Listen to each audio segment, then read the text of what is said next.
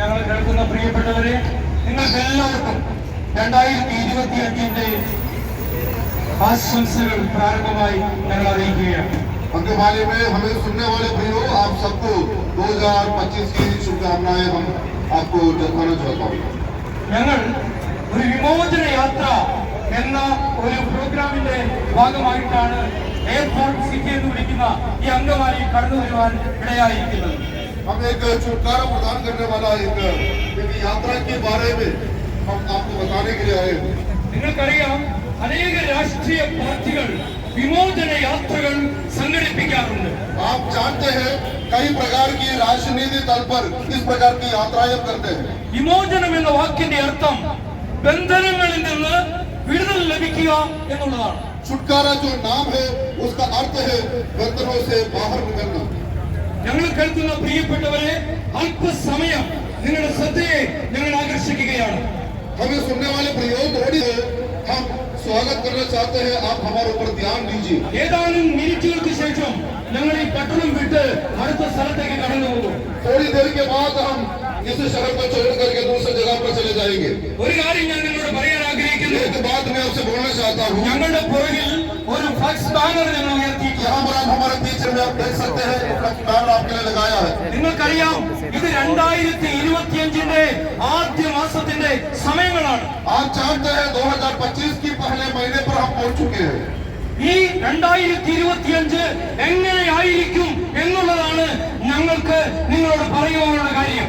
2025 किस प्रकार होंगे ये हम आपको बताना चाहते हैं. ഞങ്ങളത് 3 ഭാഷകളിൽ എഴുതി വെച്ചിട്ടുണ്ട്. आप यहाँ पर देख सकते हैं हम 3 भाषा में वो लिखे आपके सामने प्रदर्शित किया है. 2025 कैसे होगा, ഇതാണ് ചോദ്യം. आपसे हम ये सवाल करना चाहते हैं 2025 कैसे होंगे. 2025 എങ്ങനെയായിരിക്കും എന്നുള്ളതാണ് ചോദ്യം. 2025 कैसे होंगे हम आपसे ये सवाल रखे हैं. നിങ്ങൾക്ക് ഈ ഫ്ലക്സ് ബാനറിലേക്ക് ഒന്ന് ശ്രദ്ധിച്ചു നോക്കാം. आप यहाँ पर ध्यान से देख सकते हैं. നിങ്ങൾക്ക് വേണമെങ്കിൽ കടന്നു വന്ന് ഇത് ഒന്ന് ശ്രദ്ധിച്ചു നോക്കാം. आप हमारे पास आकर के आप इसको नजदीक से देख सकते हैं. നിങ്ങൾക്കറിയാം, ഒരാൾ ഇവിടെ ഇരിക്കുന്നുണ്ട്. आप देख सकते हैं हमारे एक जन बैठा है, ഇതൊരു മനുഷ്യനല്ല എന്ന് നിങ്ങൾക്കറിയാം. लेकिन उसको देखने वाला हम जानते हैं ये कोई इंसान नहीं है. ഇതൊരു റോബോട്ടാണെന്ന് നിങ്ങൾക്കറിയാം. हम जानते हैं कि रोबोट है ये. എന്താണ് റോബോട്ടും മനുഷ്യനും തമ്മിലുള്ള വ്യത്യാസം? रोबोट और इंसान में क्या फर्क है. എനിക്കറിയാം, ഞങ്ങളുടെ പ്രിയപ്പെട്ടവരായിരിക്കുന്ന അന്യ സംസ്ഥാന തൊഴിലാളികൾ ഇവിടെ വരുമ്പോൾ അവരെ കൊണ്ട് 8 അല്ല 12 മണിക്കൂർ ജോലി ചെയ്യിപ്പിക്കുന്നവരാണ് മലയാളികളായ പലരും. आप यहाँ पर काम करने के लिए आए हैं. हम केरला के लोग आपसे 8 घंटा नहीं 12 घंटा काम करवाना चाहते हैं. കാരണം നിങ്ങളിവിടെ വന്നിരിക്കുന്നത്, നിങ്ങളെ കൊണ്ട് ജോലി ചെയ്യിപ്പിക്കുന്നത് നിശ്ചയമായും കേരളത്തിന്റെ അഭിവൃദ്ധിക്ക് ഒരു അനുഗ്രഹം തന്നെയാണ്. आप लोग यहाँ पर आए हैं, आपसे हम काम करवाते हैं, ये केरला की उन्नति के लिए है. പക്ഷെ ഒരു കാര്യം പറയാം, 8 മണിക്കൂർ ജോലി ചെയ്യുന്ന സ്ഥലത്ത് 12 മണിക്കൂർ ജോലി ചെയ്താൽ നിങ്ങൾക്ക് ക്ഷീണമുണ്ടാകും, നിങ്ങൾക്ക് തളർച്ചയുണ്ടാകും, നിങ്ങളുടെ ആരോഗ്യത്തിന് പ്രശ്നമുണ്ടാകും. 8 घंटे काम करने वाला आप 12 घंटा काम करोगे, आपका शरीर में आपको ताकत की कमी होंगे, कमजोरी होगा, आप जानते हो. എന്നാൽ ഒരു കാര്യം നിങ്ങൾ മനസ്സിലാക്കണം. एक बात आपको समझना होगा. നിങ്ങൾ ഒരു കാര്യം മനസ്സിലാക്കണം. एक बात आप समझना होगा. ഇത്തരം കമ്പ്യൂട്ടർ മനുഷ്യന്മാർ, ഇത്തരം റോബോട്ടുകൾക്ക് ഒരു തളർച്ചയുമില്ല, ഒരു ഉറക്കച്ചടവുമില്ല, ഒരു പ്രശ്നവുമില്ല. और अगर ये तो रोबोट आके काम करेगा, उसको कोई थकान नहीं है, उसको कोई परेशानी नहीं है. 8 घंटा नहीं 12 घंटा नहीं, जितना भी घंटा वो काम कर सकते हैं. അവർക്ക് വിശപ്പുമില്ല, അവർക്ക് ദാഹവുമില്ല. എന്തെങ്കിലും പ്രശ്നമുണ്ടെങ്കിൽ ഒരു നട്ടും ബോട്ടൊക്കെ ഇട്ട് സ്ക്രൂ ഡ്രൈവർ ഇട്ട് തിരിച്ച് ചില പാർട്ടികൾ മാറ്റി വെച്ചാൽ അവർ ഉഷാറായി പ്രവർത്തിക്കും. और उनको कोई खाने की जरूरत नहीं, कोई पीने की जरूरत नहीं है. अगर कुछ प्रॉब्लम हो गया, एक पार्ट स्क्रू ड्राइवर से निकाल देंगे, दूसरे लगा देंगे, वो ठीक हो जाएगा. നിങ്ങൾക്കറിയാമോ, 2025 അനേക ഫാക്ടറികളിൽ അനേക സ്ഥാപനങ്ങളിൽ കമ്പ്യൂട്ടർ മനുഷ്യന്മാർ ജോലി ചെയ്യാൻ പോകുന്ന ഒരു കാലഘട്ടമാണ് വന്നുകൊണ്ടിരിക്കുന്നത്. और 2025 में होने वाला बात आपको ये बताना हम चाहते हैं कि यहाँ पर जो है आपको काम करने की जगह पर अनेक फैक्ट्रियों में इस प्रकार के रोबोट इंसान काम करेगा. നിങ്ങൾക്ക് ഇതിന് പുറകിലൊരു ചിത്രമുണ്ട്. उसका पीछे जो तस्वीर है हम देख सकते हैं. ഫാക്ടറിയിൽ ജോലി ചെയ്യുന്ന റോബോട്ടുകളെ കുറിച്ചാണ് അവിടെ എഴുതിയിരിക്കുന്നത്. एक फैक्ट्री में काम करने वाले रोबोट को वहाँ पर हम देख सकते हैं. ഇവിടെ ഒരു കാറിന്റെ ചിത്രം കൊടുത്തിട്ടുണ്ട്. यहाँ पर एक कार की तस्वीर हम देख सकते हैं. അങ്കമാലിയിലൂടെ എന്തോരം കാറുകൾ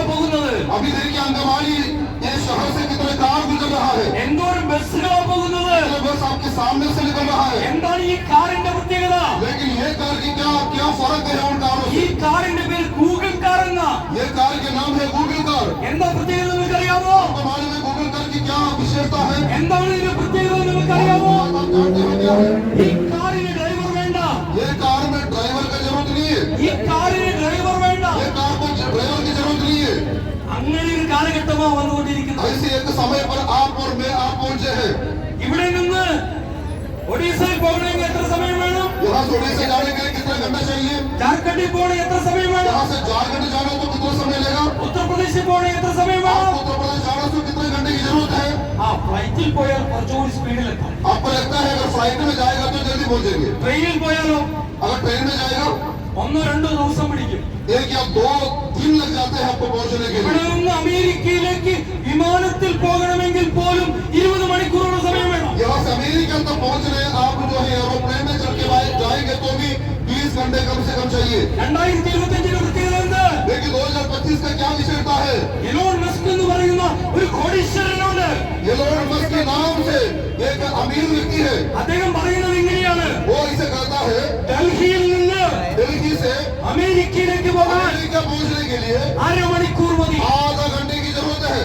ഒരു റോക്കറ്റ് പോലുള്ള ഒരു സാധനമായി കൊടുത്തിരിക്കുന്നത്. एक रॉकेट के जैसा जो सामान आप देख सकते हैं ഒരു റോക്കറ്റ് ഇതിന്റെ ഉള്ളിൽ ആൾക്കാർ ഇരുന്നിട്ടാ പോകുന്നത്. और इस रॉकेट जैसा जो आप देख रहे हैं इसके अंदर इंसान को बिठा कर ले जाते हैं। ഇതൊക്കെ നാം അറിയണം. ये सब हमको जानना है। ഞാൻ പറയാൻ വന്ന കാര്യം എന്ന് അറിയാമോ? वे आपको क्या बताना चाहते हैं? 2025 2025 നൂതന സാങ്കേതിക വിദ്യകളുടെ ഒരു വർഷമാണ്. कई प्रकार की नया बातें हमारा सामने हमको देखने के लिए मिलेगी। മനുഷ്യന് പകരം യന്ത്രങ്ങൾ വർക്ക് ചെയ്യുന്ന കാലഘട്ടം. इंसान की जगह ये इस प्रकार के रोबोट काम लेने वाले हैं അനേകരുടെ അറിവ് വർദ്ധിക്കുന്ന കാലഘട്ടം. और अनेक का सोच समझ बदल जाएंगे, उनका ज्ञान बढ़ जाएगा। പക്ഷെ ഒരു കാര്യം പറയാൻ ആഗ്രഹിക്കുന്നു: लेकिन एक बात आपको बोलना चाहता हूँ, മനുഷ്യന് സമാധാനമില്ല, इंसान के जीवन में शांति नहीं है, മനുഷ്യന് സന്തോഷമില്ല.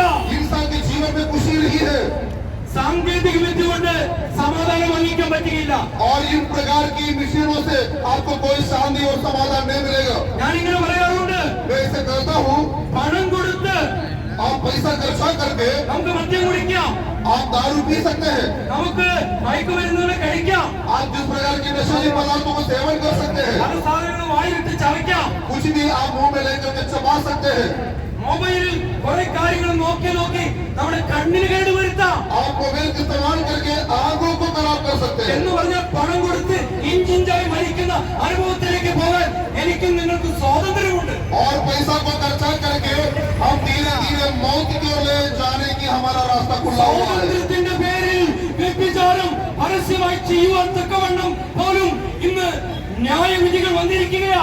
और आजकल जो कोर्ट में ऐसे कहते हैं आपको व्यभिचार करना है, उसको भी खुला आप कर सकते हैं। എന്ന് പറഞ്ഞാൽ ഞാൻ പറയാൻ ആഗ്രഹിക്കുന്ന കാര്യം, കുടുംബ ബന്ധങ്ങൾ തകർച്ചയിലേക്ക് വരുന്ന ഒരു കാലഘട്ടമാണിത്. क्योंकि परिवारों को तोड़ने वाला कई प्रकार की बातें आजकल आ चुके हैं। കേരളത്തിലേക്ക് വന്ന ഞങ്ങളുടെ പ്രിയപ്പെട്ടവരായ കൂട്ടുകാരോട് ഒരു കാര്യം പറയാൻ ആഗ്രഹിക്കുന്നു. केरला में आए हुए आप सभी जनों को आपको हमारा प्यारी दोस्त मानकर हम आपसे बोलना चाहता हूँ, പാപമാണ് മനുഷ്യന്റെ പ്രശ്നം. पाप जो है इंसान की सबसे बड़ा मुसीबत। പാപം ചെയ്യുന്നവൻ ദൈവത്തിൽ നിന്ന് അകന്നു പോകുകയാണ്. पाप करने वाला परमेश्वर से दूर चले जाते हैं। പാപമോചനത്തിനായി എന്തെങ്കിലും മാർഗമുണ്ടോ? पाप से छुटकारा पाने के लिए क्या रास्ता है? പാപമോചകൻ എവിടെ വസിക്കാൻ ആഗ്രഹിക്കുന്നു? और पाप से निकलने वाले व्यक्ति कहाँ वास करना चाहते हैं? അടുത്ത ഏതാനും നിമിഷങ്ങളിൽ അതിനെക്കുറിച്ച് പറയാനാ ഞാൻ मैं ആഗ്രഹിക്കുന്നത്. कुछ मिनट आपसे ये बातें बोलना चाहता हूँ। ലോക ചരിത്രത്തിൽ दुनिया के इतिहास में ലോകത്തെ തന്നെ രണ്ടായി തിരിച്ചുകൊണ്ട് दुनिया की इतिहास को 2 भागों में बांटते हुए ദൈവവചനമായിരിക്കുന്ന ബൈബിളിൽ परमेश्वर की वचन जो वाणी कहते हैं, पवित्र शास्त्र बाइबल कहते हैं, എന്നെയും നിന്നെയും സ്നേഹിക്കുന്ന मुझे और आपको प्यार करने वाला, പാപം മോചിക്കാൻ കഴിവുള്ള पाप से हमें बाहर निकालने की ताकतवर परमेश्वर, ദൈവത്തിന്റെ പുത്രൻ ഭൂമിയിലേക്ക് വന്നു എന്നാണ് ദൈവവചനമായി ബൈബിൾ പറയുന്നത്. परमेश्वर की संतान या बेटा इस दुनिया में आया, वो बातें कहते हैं। ആ വ്യക്തിയുടെ പേരാണ് യേശു മസീഹ്. उन्हीं का नाम है यीशु मसीह। യേശു ഭൂമിയിലേക്ക് വരികയും അത്ഭുതങ്ങളും അടയാളങ്ങളും വീര്യപ്രവൃത്തികളും ചെയ്യുവാനിടയായി. यीशु मसीह दुनिया में आकर चिन्ह और चमत्कार किए हैं. കണ്ണില്ലാത്തവന് കാഴ്ച കൊടുത്തു, जिसको आंख नहीं थे उसको आंखें दिए, തളർന്നിരിക്കുന്നവനെ എഴുന്നേൽപ്പിച്ചു, और जो जिसके पास ताकत नहीं था മരിച്ചവരെ ഉയർപ്പിച്ചു, मरे हुओं को जान दिया, പറഞ്ഞ സ്ഥലത്ത് ജനിച്ചു, और उसने जहां पर जन्म होगा वो भविष्यवाणी पूरा हुआ, താൻ പറഞ്ഞതുപോലെ ജീവിച്ചു. और जैसे उनके पूरा भविष्यवाणी था जीवन बिताया. എന്നാൽ വന്നതെന്തിനാണെന്ന് പറയാൻ ഞാൻ ആഗ്രഹിക്കുക. यीशु मसीह दुनिया में क्यों आए हैं आपको बताना चाहता हूँ. അങ്കമാലിയിൽ ഞങ്ങൾ കേൾക്കുന്ന ബംഗാളിൽ നിന്ന് കടന്നു വന്ന ഞങ്ങളുടെ പ്രിയപ്പെട്ടവരോട് ഞങ്ങൾ പറയുകയാണ്. और अंगवाली में हमें सुनने वाले बंगाल से और नॉर्थ इंडिया से आए आपसे हम कहना चाहते हैं. ഒരു ദിവസം ഞാൻ എനിക്കറിയാവുന്ന രീതിയിൽ പറയുമ്പോൾ ഒരു ബംഗാളിയായ ഒരു സ്നേഹിതൻ പറയാ, ചേട്ടാ മലയാളത്തിൽ പറഞ്ഞാൽ എനിക്ക് മനസ്സിലാവും. और एक दिन जो है बंगाली भाषा मुझे मालूम नहीं है, मैं थोड़ा बहुत मैंने हिंदी से बात करना चाहा, लेकिन उसने मुझे बोला सेठा आपको ज्यादा बोलने की जरूरत नहीं है, मलयालम में बोली. മലയാളം അറിയുന്ന മലയാളികളെ പോലെയായി ഇവിടെ വന്നിരിക്കുന്ന നിങ്ങളെ പോലെയുള്ളവരെന്ന് ഓർത്ത് ഞാൻ ദൈവത്തെ സ്തുതിക്കുക. और मलयाली जैसे मलयालम बोलते हैं वैसे आप भी समझने लगा, बोलने लगा, ये बहुत अच्छी खुशी की बात है. ഞാൻ പറയാൻ ആഗ്രഹിക്കുന്ന കാര്യം പാപമോചനത്തിന് ഒരേ ഒരു മാർഗമേ ഉള്ളൂ. मैं एक बात आपसे कहना चाहता हूँ, पाप से छुटकारे के लिए एक ही रास्ता है, ആ മാർഗമാണ് യേശു മസീഹ്. और वो जो रास्ता है वो यीशु मसीह है. യേശു ക്രിസ്തുവിന്റെ പാപമില്ലാത്ത രക്തം പാപികളായ നമുക്ക് വേണ്ടി കാൽവരി ക്രൂശിൽ ചൊരിയപ്പെടുവാനാണ്. यीशु मसीह का उसके लहू में पाप नहीं था, और लहू मुझे और आपके लिए कालवरी सूली पर बहा गया है. യേശു കാൽവരി ക്രൂശിൽ മരിച്ചാൽ എന്റെയും നിങ്ങളുടെയും പാപം മോചിക്കുമോ? यीशु मसीह कालवरी सूली पर मरने से कैसे आपका पाप से छुटकारा मिलेगा? അത് ലഭിക്കണമെങ്കിൽ നാം ഒരു കാര്യം ചെയ്യണം. यीशु की उस लहू की द्वारा मिले हुए छुटकारा आपका जीवन में लागू होने के लिए काम करना पड़ेगा. ഈ യേശു ക്രിസ്തുവിനെ സ്വന്തം രക്ഷകനും നാഥനുമായി നാം വിശ്വസിക്കണം. यीशु मसीह को अपना व्यक्तिगत उद्धारकर्ता के रूप में आपको स्वीकारना होगा. ഞങ്ങൾ കേൾക്കുന്ന പ്രിയപ്പെട്ടവരെ ഒരു ചോദ്യം ചോദിക്കാൻ ഞാൻ ആഗ്രഹിക്കുന്നു. हमें सुनने वाले प्रियो आपसे एक सवाल हम पूछना चाहते हैं. परमेश्वर का मंदिर कौन सा है? परमेश्वर का मंदिर क्या है, कौन सा है? ദൈവത്തിന് വസിക്കാൻ ആഗ്രഹിക്കുന്ന ക്ഷേത്രം, ദൈവത്തിന് വസിക്കാൻ ആഗ്രഹിക്കുന്ന ആലയം എവിടെയെന്ന് ചോദിച്ചാൽ നിങ്ങൾ എന്ത് ഉത്തരം പറയും? परमेश्वर वास करने वाला जगह कहाँ है, परमेश्वर के रहने के लिए बनाया हुआ मंदिर कौन सा है, क्या जवाब आप उसको दे सकते हैं? ഇന്ന് പകൽക്കാലം ഒരു കാര്യം നിങ്ങൾ മനസ്സിലാക്കണം. ദൈവം വസിക്കാൻ ആഗ്രഹിക്കുന്നത് അമ്പലങ്ങളിലോ പള്ളികളിലോ മോസ്കുകളിലോ മനുഷ്യനുണ്ടാക്കിയ സ്ഥലങ്ങളിലോ അല്ല, മനുഷ്യന്റെ ഹൃദയത്തിലാണ്. परमेश्वर जो वास करना चाहते हैं वो इंसान बनाए हुआ मंदिर में, मस्जिद में और जगह पर नहीं है, इंसान के अंदर परमेश्वर वास करना चाहते हैं. നമുക്കെല്ലാവർക്കും അറിയാവുന്ന ഒരു കാര്യമുണ്ട്. ദൈവം വസിക്കാൻ ആഗ്രഹിക്കുന്നത് പരിശുദ്ധിയുള്ള വിശുദ്ധിയുള്ള പാപമില്ലാത്ത സ്ഥലത്താണ്. परमेश्वर अगर वास करना चाहते हो तो जगह पर पाप नहीं है, जो जगह पवित्र है उस जगह पर वो वास करेगा. അങ്ങനെയാണെങ്കിൽ ഏതെങ്കിലും മനുഷ്യന്റെ ഹൃദയത്തിൽ വന്ന് ദൈവത്തിന് വസിക്കാൻ കഴിയുമോ? ऐसा है तो कोई इंसान के अंदर परमेश्वर आकर वास कर सकता है? എങ്കിൽ എന്താണ് ചെയ്യാനുള്ള മാർഗം? तो फिर वास करने के लिए क्या करना पड़ेगा? നമ്മുടെ ഹൃദയത്തെ വിശുദ്ധമാക്കണം. हमारा हृदय को पवित्र बनाना चाहिए. ഇവിടെ കടകളിൽ കിട്ടുന്ന ഏറ്റവും വില കൂടിയ സോപ്പ് വാങ്ങിച്ച് ശരീരം കഴുകിയാൽ മനസ്സിന്റെ പാപം മാറുമോ? और यहाँ पर आप जाके कितना भी अच्छा साबुन लेके नहाएंगे, अच्छे से धोएंगे, क्या आप पवित्र हो सकता है? ഒരിക്കലും സാധ്യമല്ല. कभी भी हो नहीं सकता है, ഒരിക്കലും സാധ്യമല്ല. कभी भी नहीं हो सकता. അതുകൊണ്ടാണ് കർത്താവായ യേശു ഭൂമിയിലേക്ക് വന്നത്. ये प्रभु यीशु मसीह स्वर्ग छोड़कर इस धरती पर आया, ദൈവത്തിന്റെ പുത്രൻ മനുഷ്യനായി ഭൂമിയിലേക്ക് വന്നത്. और इंसान बनकर परमेश्वर के संतान धरती पर आया. ഈ യേശുവിനോട് പാപങ്ങളെ ക്ഷമിക്കുവാൻ ഞാനും നിങ്ങളും പ്രാർത്ഥിച്ചാൽ നിശ്ചയമായും യേശു അത് കേൾക്കും. और अगर मैं और आप कहे यीशु मसीह में पापी हूँ, मुझे पाप से छुटकारा दो, जरूर आपका प्रार्थना परमेश्वर सुनेगा. യേശുവിന് കറുത്തവനോ വെളുത്തവനോ എന്നൊന്നുമില്ല. यीशु मसीह के लिए आपका कोई रंग, रूप, भाव कोई बदलाव नहीं है. യേശുവിന് ബംഗാളിയെന്നോ ഒറീസക്കാരനെന്നോ കേരളക്കാരനെന്നോ തമിഴ്നാട്ടുകാരനെന്നോ വ്യത്യാസമില്ല. यीशु मसीह के लिए आप बंगाली हो, उड़ीसा हो या आप केरल का हो, तमिलनाडु का हो, कोई फर्क नहीं है. യേശുവിന് കത്തോലിക്കനെന്നോ മത്തോലക്കാരനെന്നോ ഹിന്ദുവെന്നോ മുസൽമാനെന്നോ സിഖുകാരനെന്നോ വ്യത്യാസം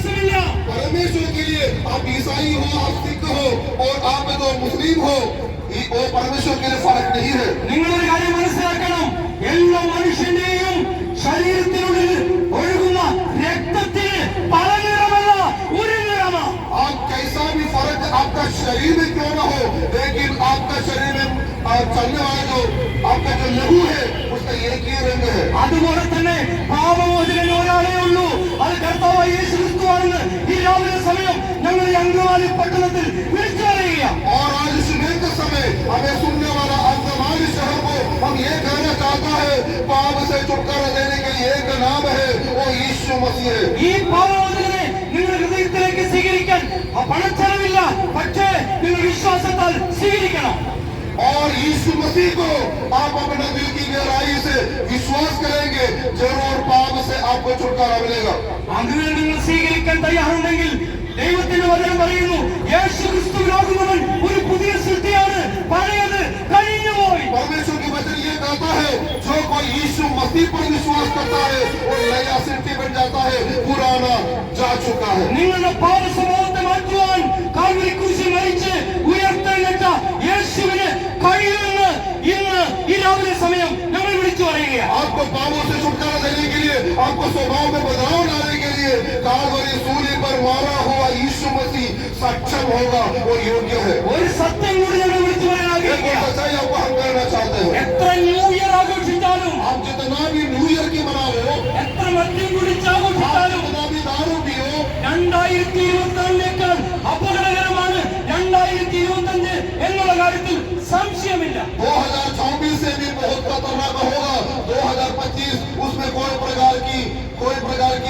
अलग बात नहीं है। അതുകൊണ്ട് നമ്മുടെ സുരക്ഷിതത്വത്തിനും സമാധാനത്തിനും വേണ്ടി ദൈവം അയച്ച പുത്രനായ യേശുവിനെ വിശ്വസിക്കുവാൻ ഈ രാവിലെ സമയം ഞങ്ങളെ കേൾക്കുന്നവരെ ഞങ്ങൾ ആഹ്വാനം ചെയ്യുക. इसलिए हमारा सुरक्षा के लिए, हमारी शांति के लिए परमेश्वर की ओर से भेजा हुआ यीशु मसीह पर आपको भरोसा करना चाहिए। പ്രിയപ്പെട്ടവരെ, ഞാൻ എന്റെ വാക്കുകളൊക്കെ സംഭരിക്കും. मेरे बातों पे हम लोग समाप्त करना चाहता हूँ। ഒരുപക്ഷെ നിങ്ങൾ വിചാരിക്കുമായിരിക്കും, കുറച്ചുപേര് വന്നു, ഒരു ബാനർ ഉയർത്തി, കുറച്ച് പാട്ടുപാടി, ഇതെന്തിനു വേണ്ടിയാണ്?